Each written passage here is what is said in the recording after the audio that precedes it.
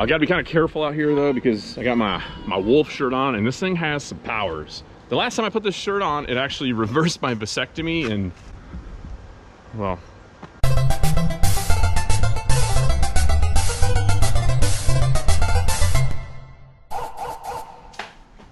What the heck?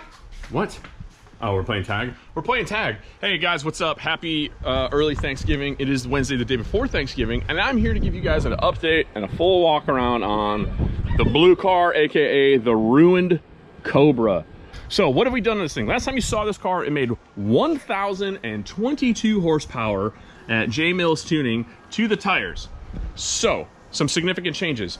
When we were looking at the data after the fact, we realized that the fuel pressure was falling off substantially with the system that we had on here. So we made some changes.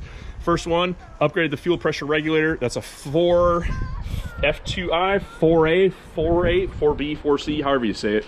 So this was the main culprit, I believe, as to our fuel pressure issues. This is the stock Cobra tank, and it has a Walbro 255 pump in it, as well as a pair of 340 liter per hour pumps on there that would come in secondary under boost. Now on E85, on paper, it did what it was supposed to do, and I kind of had a suspicion that we'd be close to it. There's gonna be a lot of people in the comments saying, why don't you just put a whole bunch of Walbro 450 pumps in there? Well, the 450 pumps would not fit with that billet hat. And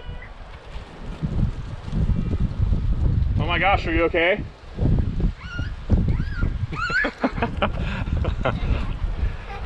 So 450 pumps would not fit with that hat. So it came down to decision time.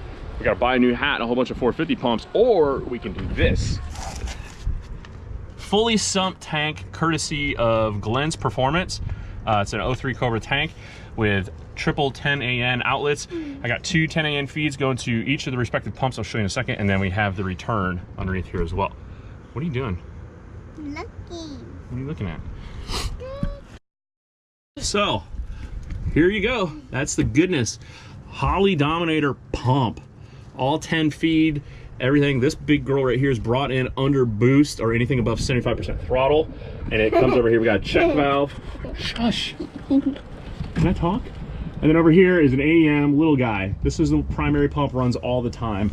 And they both feed into a 10 feed all the way up to the front.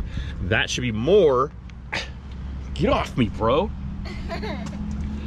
than enough fuel to allow Matt to turn this thing up should he find 1,000 horsepower is just not sufficient.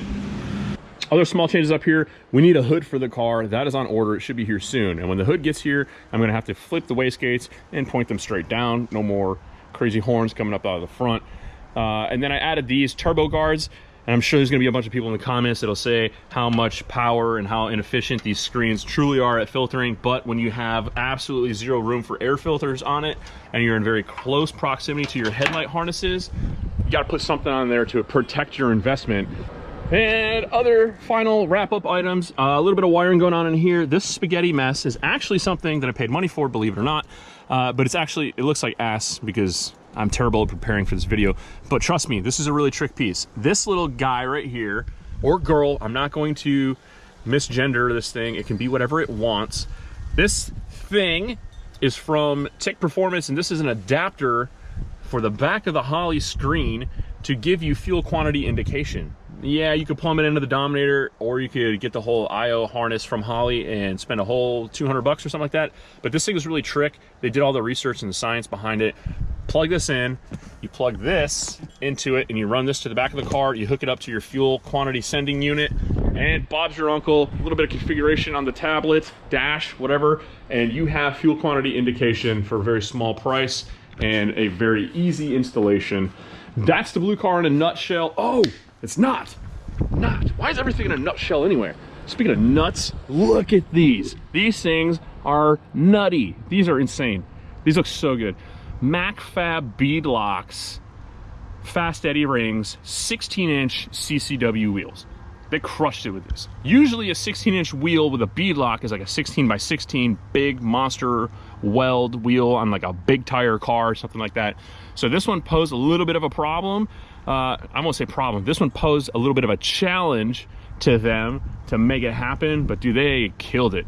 So shout out to Aaron and the boys down there at MacFab in Goldston, North Carolina. If you hit them up and you're in the area, they have same day turnaround in most cases where you can get your beadlocks installed that day.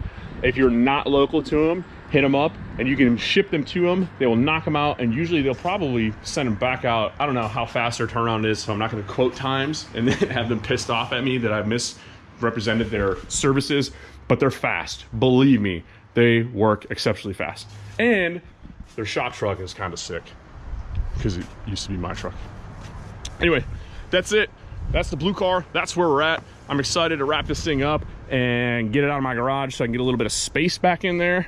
But I'm gonna be kind of sad to see it go because this thing is badass and it terrifies me to drive it. Anyway, have a blessed Thanksgiving and shout out to everybody. We appreciate all the views, the likes, comments, subscribes, everybody that's shopping at clapped.com/store, all the support from you guys. We sincerely appreciate it, and we feel it. That's why we're trying to pump out as much content as possible and start saturating your feed with Clapped Out. I'm out. Have a good Thanksgiving. Peace.